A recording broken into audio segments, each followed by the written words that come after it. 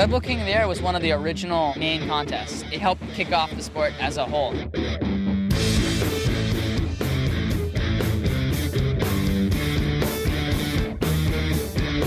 It's one of the only events in the world that focuses on the big air thing. It is called the King of the Air, air being the key word.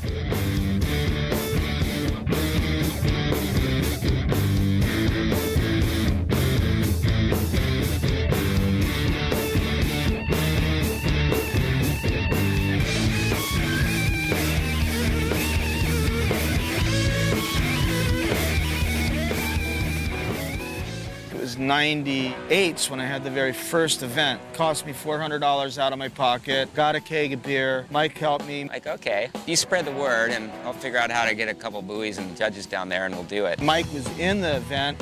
Corey was in the event, Don was in the event, Robbie was in the event, Lou Wyman, Elliot, Maurizio, Toscano, Chris Gilbert, go down the list. And we held the very first event with 25 kiters here on Maui. Joe Cool said, why don't we do the competition and we'll call it the Kite Surfing World Championship as a joke. Because the year before, there was just like 6 people. We called it the Kite Ski World Championships. One of the people was Corey's wife. We held it here at Kanaha. I had to negotiate with the canoe heli top guy because everyone sort of hated windsurfers, but people liked the thought of kites. There was no prize money. It was really about going out and just having fun, and then the parties afterward. There were more girls at this party than had ever been at any windsurfing party. And everyone said, kite surfing is here to stay.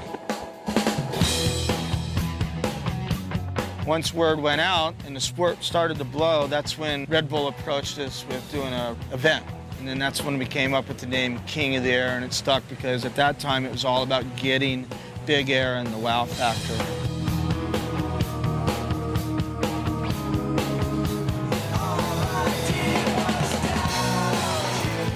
We knew it was going to be something amazing, but we didn't know when or how.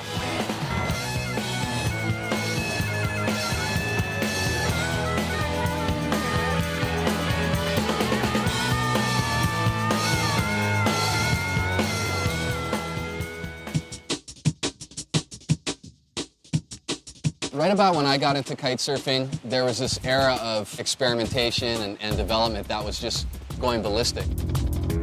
At that time, you could barely even call it a fringe sport. It was a new sport, so anything was possible. Actually went just up here in the cow pasture, learned to fly the thing, and got drugged through a bunch of cow manure, crashed the thing a bunch of times. Everybody got thrashed. We went out to this field and it was like just coated in cow manure. Well, nobody knew to put it over in the corner. Launched it straight downwind like a kite. Straight up like hot launching. It drug him from 0 to 60 in about 2 seconds. It was crazy times, man. I mean, people were getting hurt, and we were doing a lot of experimentation ourselves. We were at home rigging things up and throwing it up in the air and trying to see what would happen. We were getting drug into things, and Here we are launching from railroad tracks and off of small cliffs. If you could find a soccer field or an open grassy area, that's great. My dad would usually walk the control bar down to me, pass it off. I'd be getting my skis on near the water and then let the kites just yank me off the rock and into the water. We were probably launching him in the worst possible way, which was you put the kite dead downwind to you, the guy just holds on, digs his heels in the sand, the thing rips up out of the sky and just sends you down the beach like 50 yards. I had to take a surfboard and put foot straps on. I had to make my own bar out of old windsurfing boom. You can't use stainless steel piano wire, but you should hear him sing. That piano wire's coming through the air. We tied Manu to the car and then sent the kite up. The kite dove over to the right and just slammed him into the front of the car. And I remember we all looked at each other and said, that's not going to work. We'll have to test it another way. We had like knives strapped to our shins in case the lines got wrapped around us. But there's no way to wind the lines up, so we'd like cut old coat hangers and make hooks. We didn't have a harness, I didn't have straps, just a kite and a skimboard. You had one kite, and that was it. So you had to make that thing work no matter what. The future belongs to those that are brave enough to be first. like you didn't know what was going to happen if you did this. It made me, in a way, proud to be a kiter because at least you fought through that and you're willing to try something new, you know. Nobody really knew what they were doing, so every single person was an innovator. you got to watch your best friends just get hucked around the beach because nobody knew anything. None of us knew how to fly a kite. There was no training kites, none of this crap. We didn't know what worked. All we knew is that we were getting worked a lot. When we were learning, there is no industry, there's no magazines, no videos, no one ever got paid to kite. There was no tour, there was no school that you could go to learn how to do it.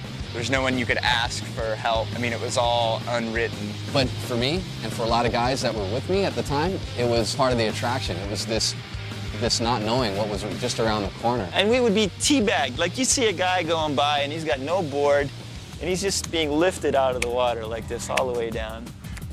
If it was a red kite, it was either Elliot or Sierra Emery. If it was a white kite, it was either me or Manu. Also, a red kite would have been Robbie. You know, like Rush Randall, he had the green kite. And so you could tell from miles away who that person was. You're a part of the family. You brought in your style, you brought in your personality or your girlfriend or whatever.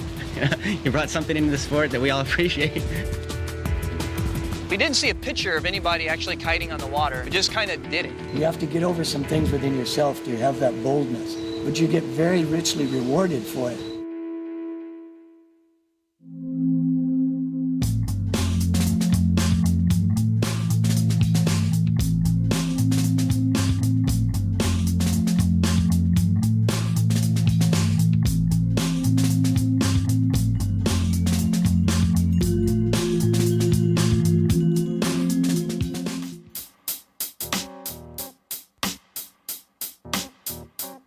Corey came over. Corey Rosler. Corey Rosler. Raisler. Rosler. It's Corey Raisler. Corey was like, I think, the founder of the sport. Well, I was kind of a reluctant at first and then a willing guinea pig for my dad. He was an armchair sailor that could calculate theoretically that you could sail 4 times the wind speed if you towed a hydrofoil with a kite. So I said, yeah, okay, so what does all that mean, Dad?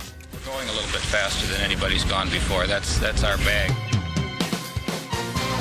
And then the blowout races, it was clear from the beginning that kites were gonna be dominant. Sometimes, like the first blowout race, it's wall-to-wall windsurfers, and then they'd start the race and I'd sail through with my kite. Most of these racers, they don't know what's coming. The finishing clipboard would have all the names of the windsurfers crossing the line.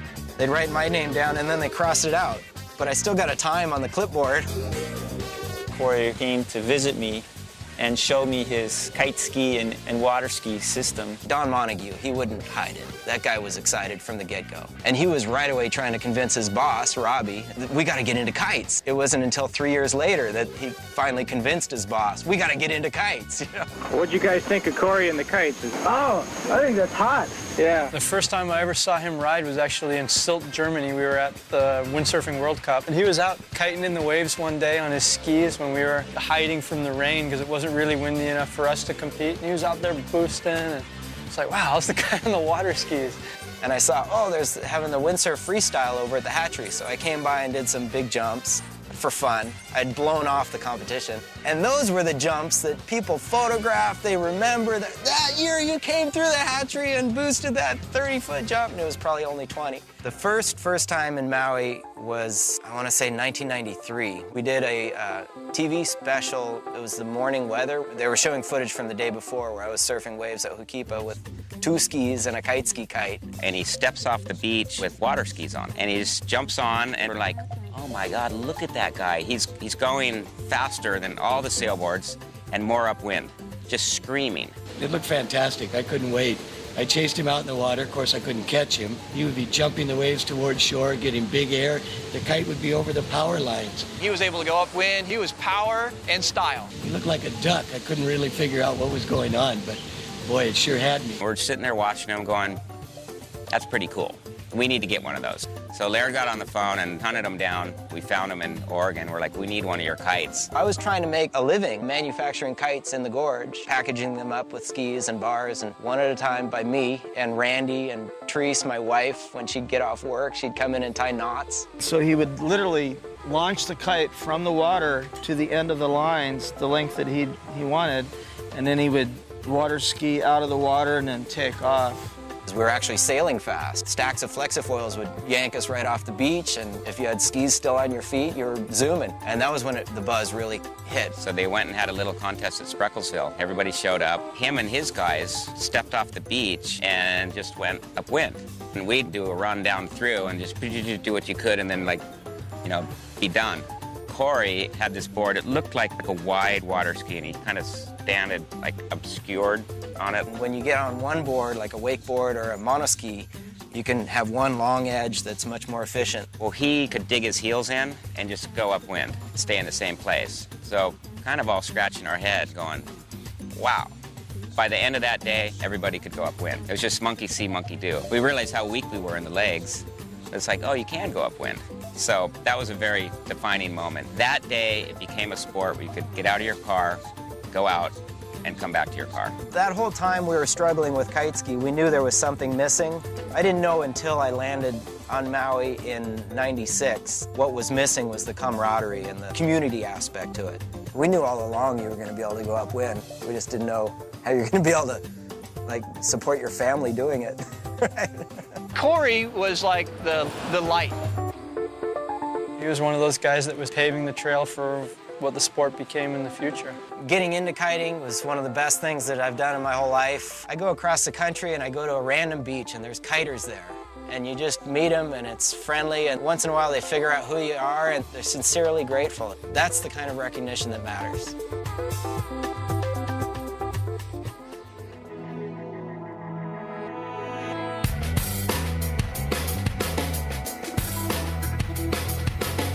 The pictures in the video that came from Hawaii really drew everybody into wanting to do it. Kiting was really visually contagious.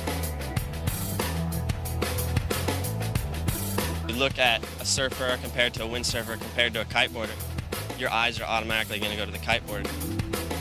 There's a giant infrastructure of filmers and photographers that has amazing potential commercially, for TV, for media. When you're out in the water shooting, you're like attracting flies, and guys want to just get their picture taken. One day I just saw this video of Lou and Elliot and Rush Randall jumping huge and flying for awesome distances. It just kind of inspired me to figure the sport out. I had the first kiteboarding pictures in Wakeboarding magazine. The editor was like, hey, get some shots of these guys. And then I saw a magazine article of a French guy, Manu Berton, kiting here at Lanes in Hokipa. And so when I came here, I was really thrilled to meet just one other kiteboarder. It's that awe of here's someone jumping higher than a telephone pole and landing soft as a feather. There was a pretty open spirit of sharing at the time, so the internet became real popular as a way to share a lot of the info. You know, a guy goes and gets a 14-second jump. Everyone in the world knows about it next week. They'll be going online and seeing what some guy in Germany has to say about it. Guys know about it in Poland, in Russia, in Japan, everywhere. People started using kiting for commercials. You know, ESPN magazine, Outside magazine. They would get wind of it, and they would call me up and go, oh, we hear you have shots. And we started having more and more competitions, and the prize money was going up, and we had a tour. And all of a sudden, we were kind of like, whoa, this is really going to become a sport. And so it was that kind of energy, almost right from the get-go, that just imbibed kiting.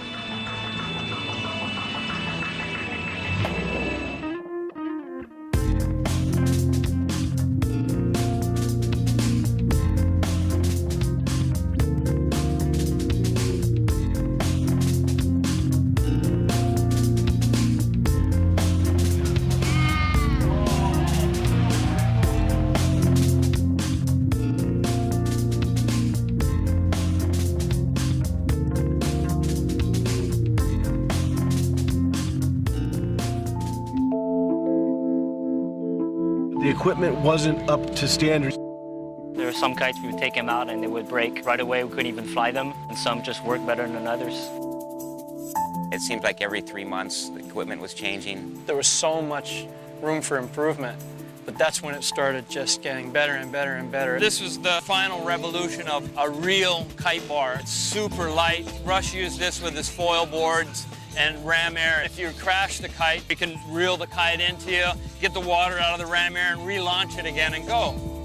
I bought one of the first Corey Rossler Delta kites. It truly was an art to throw the kite up, grab the bar, and harness it before it all went bad.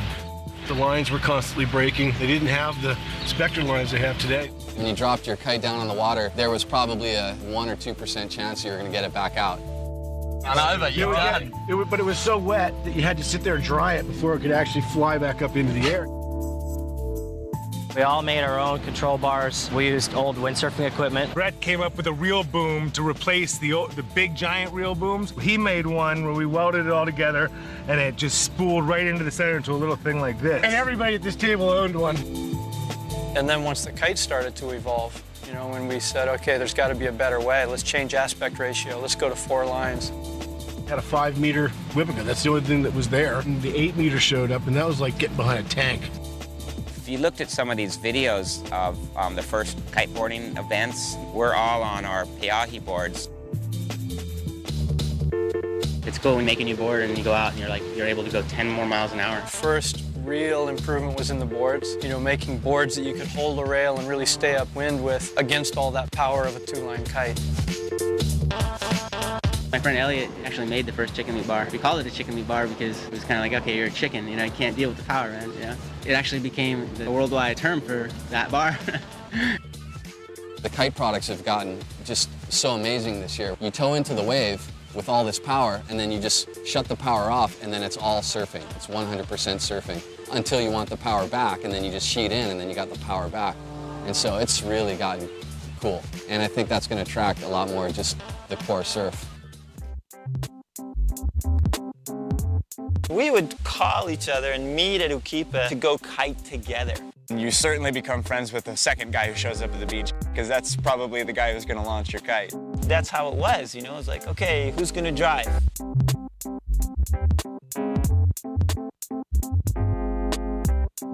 It's always nice to have someone grab your kite for you or grab your board if you crash. The guy that you're cursing is the guy who's gonna save your ass when your kite goes down. I've picked up more hitchhikers in the gorge, wrapping up their kites and walking down Highway 14. Oh yeah, I kind of got messed up and separated from my stuff. And you'll run all the way down the beach to get that kite for that guy, because we've all seen what can happen. I wave at everybody out there because I'm just having the time of my life. I tell you what, you know what it is? You jump 30, 40 feet in the air, and you're feeling good, you know? And you want to tell a guy, did you see that? All you got to do is look at all the smiles on these people's faces, and you can see the stoke is there. 2 years ago, if you told me I could be here competing in the final of the King of the Air with Flash Austin, I would have just said, yeah, I don't believe you, that's not possible. So it's just a dream.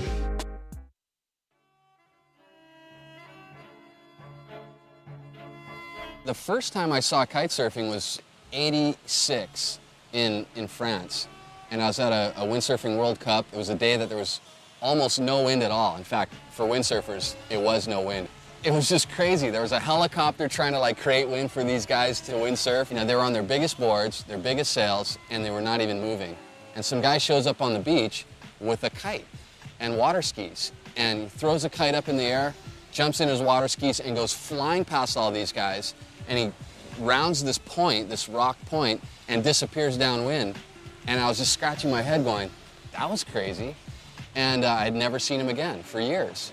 I found out later it was Bruno Legino, who was what most people consider the inventor of the modern kite surfer. We felt that it was the beginning of the real sport. We had heard that a Frenchman was working on a kite that had air in the leading edge, that if you dropped it in the water, it would actually float. And he was developing these kites in a very simplistic way. And he had no concept of how to actually make a sail or make a kite, so he actually made a reverse mold of what he thought the kite should look like. Basically scaling the kites off of these molds. And had to lay the pieces of the cloth on it to figure out how to cut the patterns so that it would not be wrinkled. Because those were the tools he had, and they did an incredible job. But I think he was just this totally rogue, recluse guy with this weird concept that no one even looked at him. Then we tried to develop other markets for this kite, for example, safety or flying. It took him about 12 years before he actually brought it to market and got the design to where everybody else could use it. It was called Whip-A-Cat at this time, and it was an inflatable, small inflatable kite, and it was a little knee board that you put on and you inflate it, and you just kind of putted it along the water. Bruno's design was the next biggest step. Being the shape that it is, it could roll over on its side and launch from the water. Now it started to make sense to everybody as opposed to sea anchor style kite, which is what the ram air kite is. You could actually really crash your kite and get going again, where with a foil kite, you know, you could dip it here and there, but if you really crashed it, you were swimming home with spaghetti.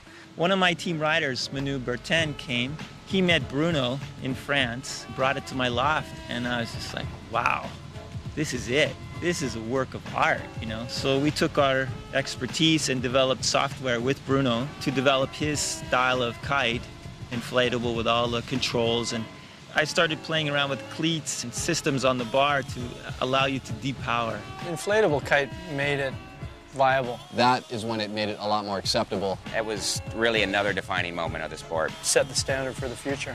At that stage, the sport became real. I really want to bring this sport to everybody.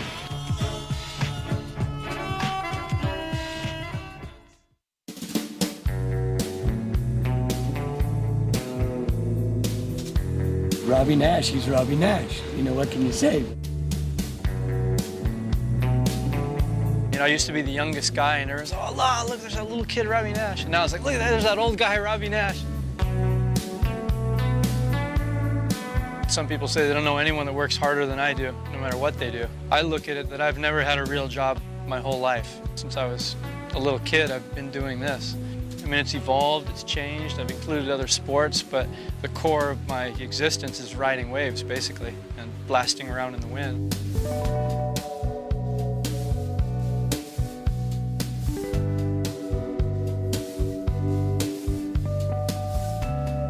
Passion for something is a good thing. It's never been work, it's never been like, oh shoot, I gotta go do whatever today. For me, I've been windsurf since I was 10 years old. When I used to get up and watch Robbie windsurf at 3 in the morning because it was on Sports South somewhere. And to be able to ride at Hokipa against him, he set the tone for me. He's missed so many airplanes to sign some little kid's autograph. He's on an airplane every other day. I see him not so often anymore.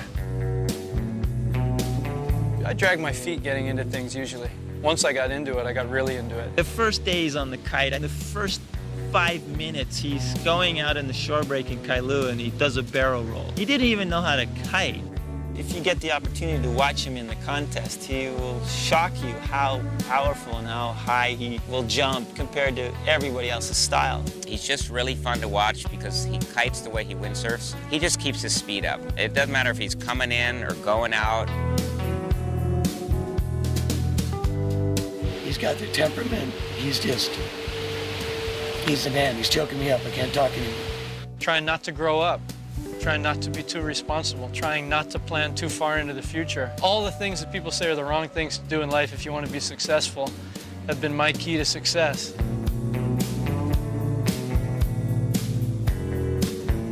I just love what I do, try to do it well. So far, so good.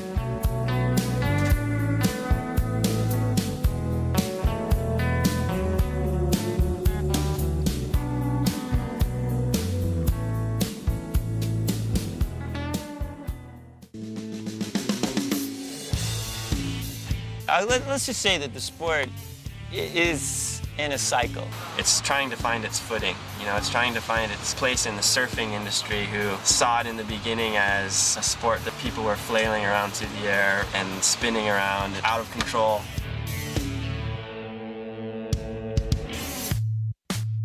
Flash Austin, Robbie Nash for the big air, high jumps. And then already at that point, you had the wake style just kind of being pushed by Lou Wayman, Elliot LeBeau, Mauricio. On the same island, they were going in 2 completely different directions. For me, the sport is about flying and carving and surfing, and to other guys, it's handle passes and tech tricks. It started out with big air, spinny jumps. Foot out, you know, take your board off, spin it around. Jump and take off your end from the bar. Pokes, the big flicky airs. Right now, the cycle that it's in is very technical, extremely difficult handle-pass combinations. You know, they're really hard to do, but it's something that the public can't really relate to. They look at that and go, wow, that looks kind of... And then all of a sudden they see one guy just do a regular jump and he's 40 feet in the air, and they go, wow, look at that. Just a normal high jump gets more applause from the beach than the hardest, lowest, coolest handle pass technical maneuver. What we try to equate it to is freestyle motocross. Motocross is very difficult racing. It's very technical and very difficult. You don't get 30,000 people filling a stadium. But when those guys started doing the super jump thing, it fills stadiums. Competitions, it's made it hard to judge, because how do you judge somebody that's really going fast down the line, throwing lots of spray, as opposed to somebody that's just being very fluid, kind of down the face with a surfboard? Kite surfing is about as close as it gets to surfing because you can go take any surfboard off the shelf and kite surf on it. No, you look in snowboarding, some guys run slalom gates and some guys ride a half pipe. You come up and snap up off the lip, man. You're Superman. You know, it's one thing to just go 40 feet and just hang from the kite and fly downwind and land. It's another thing to go 40 feet, do some spins and unhook and do some passes or do whatever you do. That kind of all came together. Suddenly everybody just stepped back and started to kick back and just say, hey, it's going to be all that.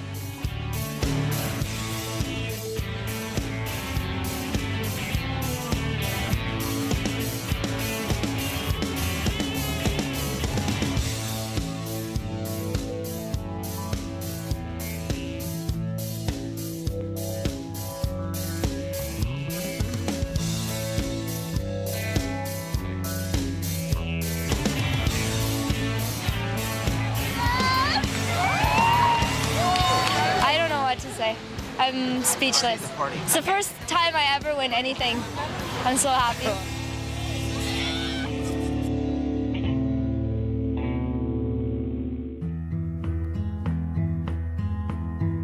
Where's Lou?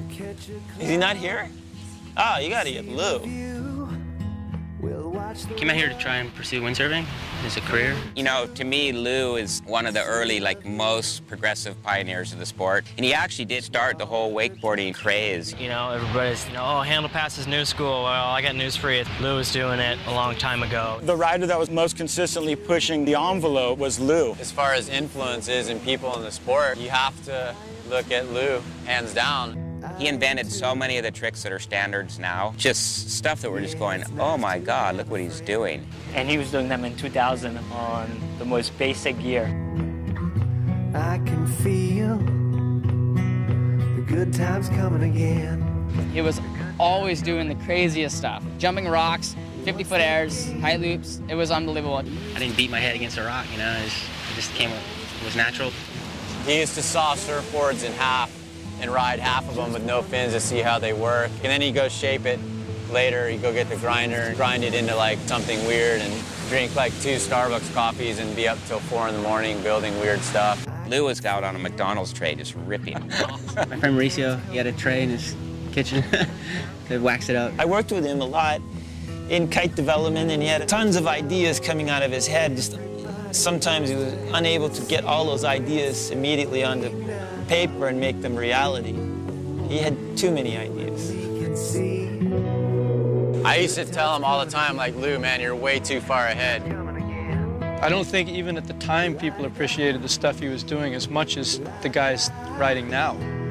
He tried to bring it out to the media. We didn't see it. If you're doing stuff that's so bizarre that they don't know how to judge you, there's no reason to compete. Just go out there and do your thing. Lou Wayman is a perfectionist. He'll go out and do the same trick 10 times in a row and you won't even notice the subtlety. Lou was never really part of the whole contest deal. He would never get through a heat. He'd show up, have his little kite and his little board, go out for his heat, do one trick, disappear downwind out of the contest area, and you'd never see him again. But it didn't matter. Everyone knew who the king was. Sure, I'd like to win, some money for doing tricks or something, but at the end of the day, it's well, did you really learn anything, or did you just kind of perform a circus act? He's just on the edge of insanity with his riding, with his personal life. It reminds me a lot of that guy in that Dogtown film, Jay Adams. Man, that's Lou, straight up. He just couldn't hold it together. He's just God. At least Lou hasn't been in jail, so that's a good thing. There was Lou and Elliot, which was actually one person back then. So I mean, Lou and Elliot for sure, they hung out together. Lou Wyman and Elliot LeBeau. Literally, I thought that was one guy when I first started hearing about him because they were just partners in crime. We got along a lot in the beginning. We were really into like the sport and how to get better. He's really like business oriented and very structured on this is what will fly. And I'm kind of off the edge, like, nah, we gotta just go crazy. Lou was convinced that he could wakeboard off of one. Pretty had his mindset. He's like, yeah, it'll work, don't worry, it'll work. And then, sure enough, it worked. They were out every day. They had nothing to do except go out and kite. Where I was king for a day. Go have Starbucks in the morning or whatever and drop my truck off at the beach and take his all the way up 9 miles to the other beach. Once we got there, go to lunch, go back, get his car, come back, have another coffee. Whatever. I saw it hands-on, riding with him every single day. You could just go on and on about Lou. Not that he would say it. That man is a very shy man. Name another kiter that's on 7-meter lines. Name another kiter that's gone barefoot. Lou goes so high that when you're on the water watching him, you're afraid, and he's the one up there. I'm interviewing Bertrand. He's this kid from France. I'm like, so what's up? He's like, Lou Wainman. I saw Hi, I saw Lou, I come to Maui. I mean, he could barely speak French, someone's translating, and he's like a Lou protege, and there's hundreds of Lou proteges out there. But, you know, it's like there's only one Lou. La-di-da, la-di-da. Yeah, it's nice to have a friend. Whether or not he got the recognition he deserves, you know, I'll straight up tell you he's the guy who helped make the sport what it is today. It's really just a case of being at the right place at the right time. I mean, I think there's 1,000 people who deserve a lot more credit. Feel the good times coming again.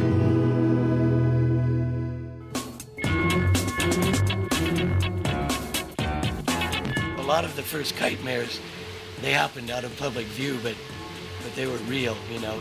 They were very real. Puget Sound is like 35, 40 degrees. I'd get stuck out in the current, come back very cold, very hypothermic. Literally, I was at a point where I did not have any energy left. I'd expended everything I had. It was a slow, like 10-minute drowning. The wind died, and I was out there till 10 o'clock at night, floating down the coast. I couldn't get out of the current, and I finally hit Baldwin Reef. Nobody knew where I was, and then finally they realized I was gone, and then they sent out everybody looking for me. They called them kite mares. Someone would have some crazy experience of being tangled up in their lines and being pulled out to sea, or seeing a big shark, just getting the crap kicked out of you. In the bar, the wrong direction, being thrown through the trees. I've had worse lickings kiting than just about anything. Water can be really hard when you hit it really hard. Daniel got bit by a shark. Daniel's probably the only person I know who got bit by a shark. I give him my knee brace, and like a day later, I get the message, he's been bit by a shark, and the shark has bit the brace into pieces, but only like, you know, what, how many stitches? 30. 30 stitches.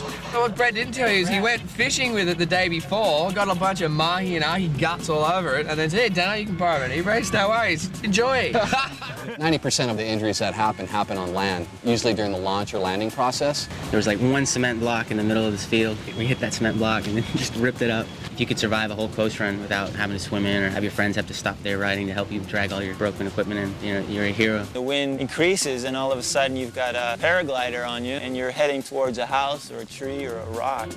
We got pummeled a lot. I used to ride foils on my skimboard. And you make a mistake out on the outer reef in the big waves during the winter, you're not only swimming, but you're swimming with a fish net and a trash bag full of water with your skimboard. You don't say I'm gonna quit ever, but you're like, what am I doing? It's funny, like, you don't panic, you know? I think that drive just to do the sport tomorrow and kind of pull it together, and you'll swim in 5 miles, man. One of my worst experiences was falling out of the sky so hard and hitting the water so hard. You have so little air in your chest. You know, you got the board's tombstoning, you're like, oh, here it comes, poof, past your head. Shooting past your head. It was called stretching and loading a leash. I lost my kite and my leash broke. And Mike's like, oh, I'll grab his kite. And so he kite surfed up to my kite and tried to hold it down on the water while he was flying his kite. And I'm swimming like hell trying to get up to him. And all of a sudden I get close to him and I look and he had let his kite go and my lines had wrapped around his neck and he was just trying to get the thing over his head. And he did just in time as the kite powered up and blew away. And I was just like, whoa, that was as close as it gets, you know. One of the worst things I've seen was a friend who was learning at Kite Beach, and he knew what he was doing, but he was landing down by the sewer plant. His kite got away somehow and just drug him into a tree, and it knocked him out, and then the kite relaunched. And he got sucked up into the tree again, and it broke his hip. Finally, the kite fell in the road, and he's completely unconscious, and he's alone. And somebody was driving down the road, and they couldn't go by because there's a kite in the highway. For some reason, they followed the strings back and found my friend at the base of the tree. He recovered and uses 4-line kites now. Can be dangerous. I think that's part of the draw of the sport, too. If it were riding a bike, 1 billion people would do it. They want to be safe, but they also want to have the thrill of what it feels like to be flying through the air or going Mach speed down a big wave. Going out and really pushing yourself, somehow it qualifies your life, especially if you survive. You know, then you're like, yes, you know, I lived through it.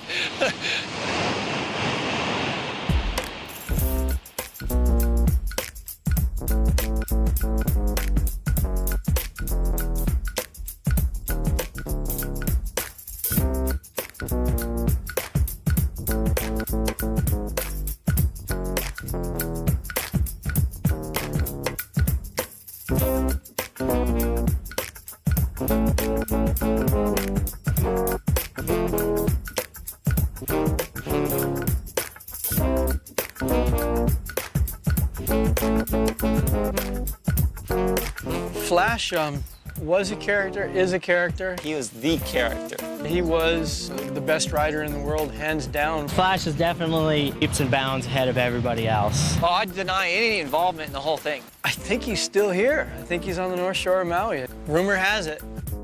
I came here in 1997. Flash came from Florida. I guess you could say that I was wave deprived as a child. You know, really sad, I know. I was skimboarding down the beach in Panama City Beach, and we saw a guy with a box kite where you get pulled on a buggy. And I begged him to let me try it. I felt the surge of power and the fun of the kite, and I was hooked immediately. I ran home, I grabbed as much money as I could, and I came back, and he ended up selling me the kite for like half the price. He was a kite flyer, buggies and stunts, and he started going out on a skimboard in Florida. And he got paid to put an advertisement on his kite and do these 5-mile coast runs that ended at a bar. So he was basically like a cheap airplane advertising thing going by down the beach with this bar on it. And he goes, I gotta go to Hawaii and do what these guys are doing with the foot straps. These things are like monsters. I'll tell you what, it has some raw power to it, man. I just take the kite and I whip it over there and boom, fly through the air. And then if you crash, it's not so bad because you're on water. I happened to meet a guy who was a street clown who ended up bringing me here to Maui. He's like, I'm going and I'm never leaving. And I said, oh, I'll go and I'll look for a couple weeks. I had no idea about what Maui or Hawaii was really about. I ended up meeting Joe Cool, strangely enough, within the first couple hours of being on Maui. I just got, this guy just doesn't get it, you know, I mean, he doesn't really understand the wind yet. But he goes, one more time, he's just begging for me to stay, not to leave. So he launches the kite, he gets it up, jumps on his skimboard, goes sand sliding on his skimboard, hits the little short break lip, becomes airborne, drops back on his skimboard, just rips way out into the ocean. I was like, wow! I was like the first guy that could really kiteboard that I'd ever seen up close. I was just totally amazed, so moved into my house and... I'd like to thank a few people, if I may. I'd like to thank my roommate, Joe Cool, because I'm probably about a month late on rent. I started running around and introducing to people. Well, Joe Cool kind of introduced me to everybody. I was actually working in a restaurant at Mama's Fish House, being a waiter and a busboy. And he would kite at Ho'okipa, come into work at Mama's. Customers liked it. I ended up coming down here to Ho'okipa and meeting a lot of the professionals. Flash was an unknown. He had no training. He was just raw enthusiasm. And when you talk to him, you'll see. Like I got the reins, and this is a bunch of horses. and they're rearing to go. They're rearing and ready to go. I tell you what. 2 to 3 minutes left. 2 or 3 minutes till countdown. Cool. Till takeoff. T-minus 3 minutes to take off.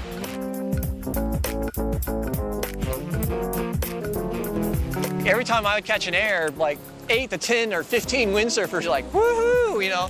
Flash would come out here on a super windy day and he would fly like 40 feet in the air and be spinning all over the place, and it's like, I'm gonna have to learn how to do that. Because that guy was boosting whatever you gave him. It didn't matter. He'd switch in the middle of a competition. He didn't even care who was sponsoring him. He'd grab a different kite.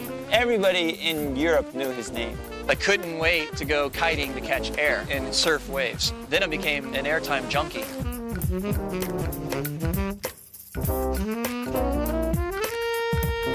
He's arrives on Maui, buys himself an old surfboard and puts foot straps on it. But we went down to Ukipa and he had this sandboard and he started at the top of the beach of Pavilions and rode this sandboard with his kite into the water and was gone. And we're just like, wow, what's that? That guy could boost off the back of a wave and make it really impressive. Wow, he took the thing to this whole new level.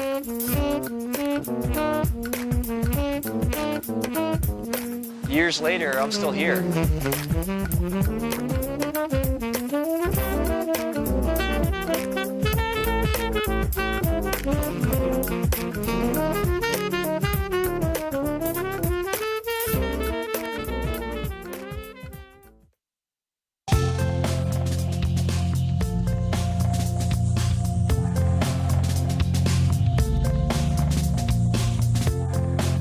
Oh my God. Oh, well, that's awesome. Then I'm happy now. I'm against Hadlow, so I got to step it up a little bit. He's the current world champion, and I'm more than twice his age, so we got to throw down. It was pretty cool. Had a few good runs, good jumps.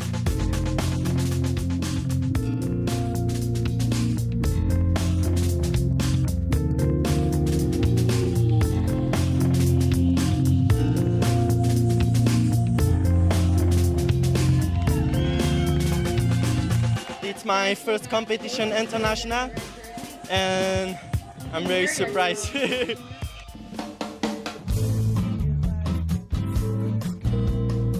don't realize it when you're in a sport and you're involved. You don't go tell your friend, hey, wow, you're really old, you know? Now there's more of an attraction to the younger crowd. The youth of kitesurfing can be on a par very fast with much older, experienced guys. This year, I've noticed a good 10 or 15 older guys that normally would have entered just going, I can't compete against a 15-year-old kid that woke up and just went, oh, this is natural for me. I'm Nicola Porcella. I'm the youngest skateboarder in the world. I'm 15 and I want to be better and better and coming in the top 3 of the world. Getting those young guys, pushing the limits, making it more technical helps to put it there, to really give it its own identity. This year I start going big power moves and I'm gonna win the King of the Air for sure.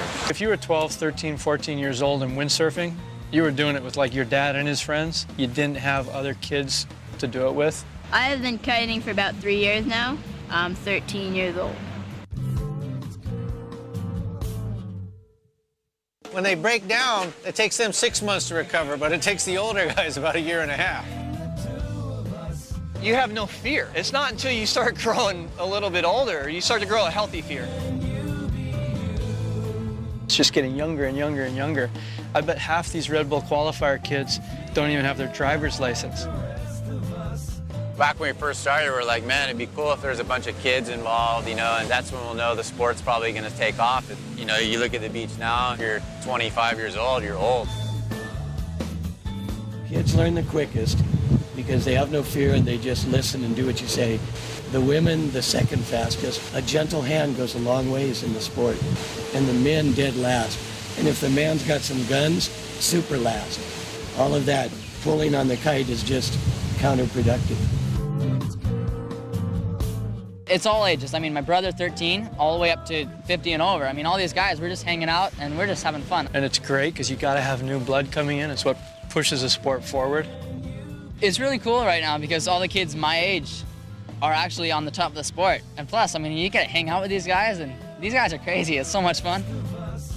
The rider who's most impressed me is Ruben Lenton. Man, that guy goes off.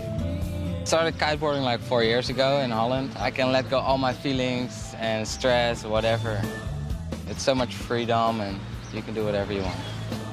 You know, you start to get a little cocky and you're like, yeah, you know, I've worked really hard for where I'm at. And the next generation, the younger guy comes along and just takes it a step beyond it. You're like, I thought I was as far as I could go, but apparently I have a lot of work to do. They're picking up this sport so fast, which usually for a lot of ocean sports, it takes a long time to get to that level. They're doing it, and they're ripping. Very quickly, we'll be steering the future of the sport.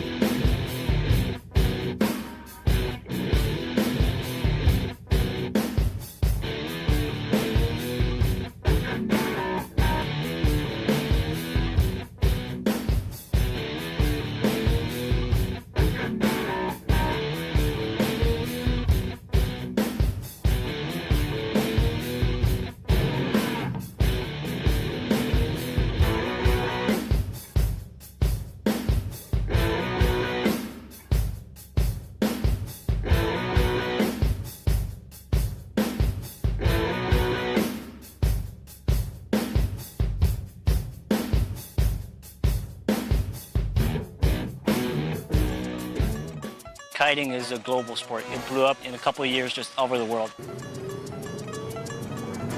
There's so many guys coming into it from so many backgrounds, from so many countries. I'm originally from Colorado Springs. Right now I live in Los Angeles. Japan. Holland. South Africa. France. Germany. I'm from Holland. Houston, Texas. Hood River, Oregon. A local Maui boy. Fly to it's something that's been very good for the industry and the sport. It's a qualifier event in 10 to 15 countries. When you win the competition there, you get the flight and also the accommodation paid. It's expensive to fly, it's expensive to stay here in Maui, especially if you've never been here and you don't have friends to crash on their couch or anything. That makes it much easier for the riders to come. We've grown up with this sport, and it's been this novel thing that we're all traveling around the world doing. And I mean, I went from only being in Seattle and maybe going to a few spots around the country for sailboat racing. Next thing I know, I'm like in Spain, I'm in Germany, I'm in Amsterdam, I'm in Dubai. I just came back from Italy. I got all my kiter friends together. I was there for a week, and they had me on the news every night. They're just looking for something new. In Europe, people really want to participate. It'll open up the world. You'll be able to go in spots you would never be able to go before. All of a sudden, it's opened up all these waterways that nobody went to before. All these places in South America and over in Europe. It's really growing fast because people are going, there's a lot more places than we were windsurfing. So that travel destination side of the sport is really opening up the whole world.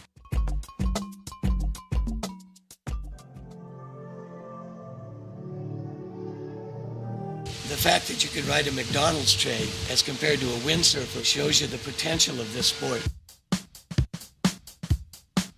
The kite companies, they're still innovating. You're seeing lots of gear changing.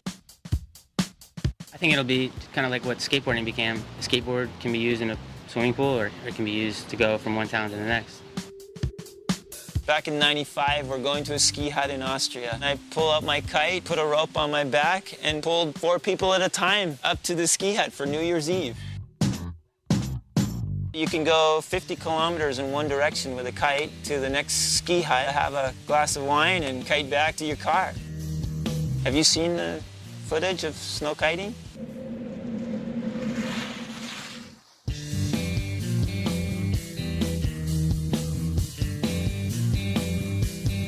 There's some guys just basically soaring with the kites and kite looping over snow. In Norway, they have 30,000 active snow kiters. If you ever get the chance to try to go somewhere, you'll see why they're so excited.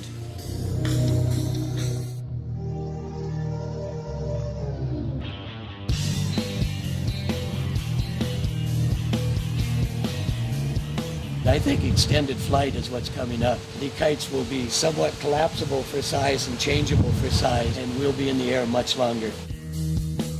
We won't even have kites. I think we'll have that arc shape, but we won't have lines and we won't have boards. We'll go inside that bladder, so we'll have just like a wing. You'll basically be like a pelican, be able to do flips and stuff.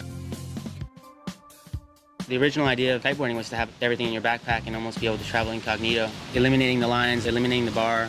I don't want to say a Batman suit, but yeah, it's pretty feasible. There's no reason why you couldn't get inside of it, mold it into a wing, and a very lightweight one to collapse down to something that goes in your backpack. I think kiteboarding is growing really fast because it's a very beautiful sport. It's intriguing. People look at it and go, how on earth do you do that? Maybe 10 years from now, I personally think it'll be a kite that will break the world speed record on water and on land. When windsurfers hold the world speed sailing record, and we've got twice the sail and half the board, you think you got potential. We haven't even seen it yet. This is just the beginning. We don't even know what's around the corner, like we didn't see kiting coming. I think it's got a big future. I wake up really early, go to school, look at the beach all day, look at the water, it's way down there, I gotta get there. You're always looking at the trees to see if there's wind. It's just such an elated feeling of anti-gravity. You know, we all love to fly. We all love Peter Pan. You don't weigh anything. When I kite, I'm flying. It's kind of like a magic carpet ride, you know? You just get pulled around all day for free.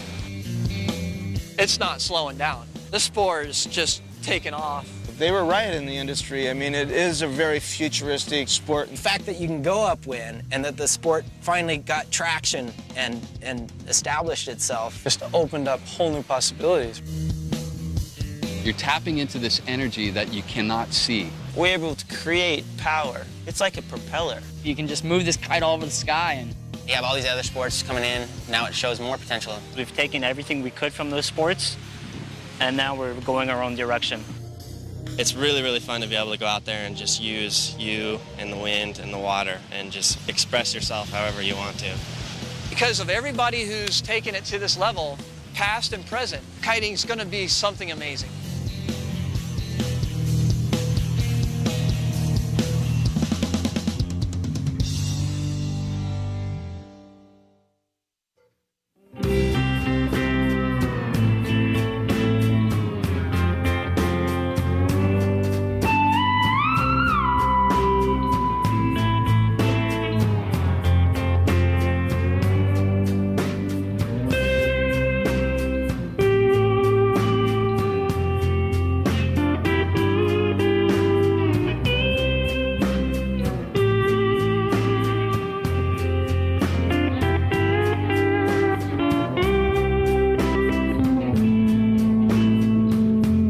Hello.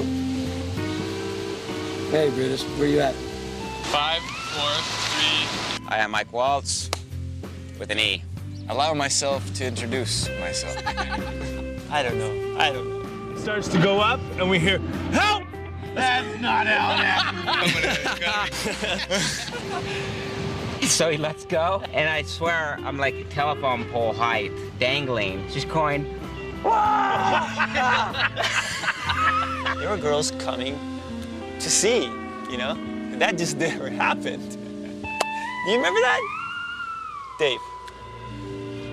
If this is the last year for the King of the Air, then we went out with a bang with 12-foot firing surf. And then I'll pause right there, but then I'll give you this one, input option. Option 2. I heard a lot of talk about the King of the Air not happening next year. Are you married? No. Not married? I have a girlfriend. That's what you bring her flowers when you get off the plane? Fuck yeah. This is my tailgate, which requires this broom handle in order to hold it up. It's a nice feature. I have a taped up window over here on the side. I don't know if you can see that. So as you can see, kiteboarding has been very, very good to me. I remember letting go of one of my kites, and it flew up and over and landed in the sewage plant in like this bubbling soup of raw sewage. It was the only kite I had, so I had to like get these Safeway bags and rubber band them to my feet so I could walk out, and I had to walk through a bunch of sewage to pick my kite out of there. And I remember everyone was like sitting laughing at me while I was in the middle of this shit pool.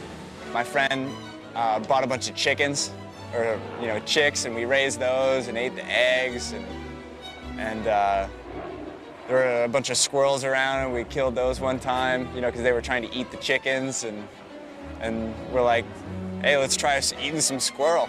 And I go, what happened to you guys? And they're like, oh, wow, barbed wire fences, man. I go, what do you mean barbed wire fences? What the heck?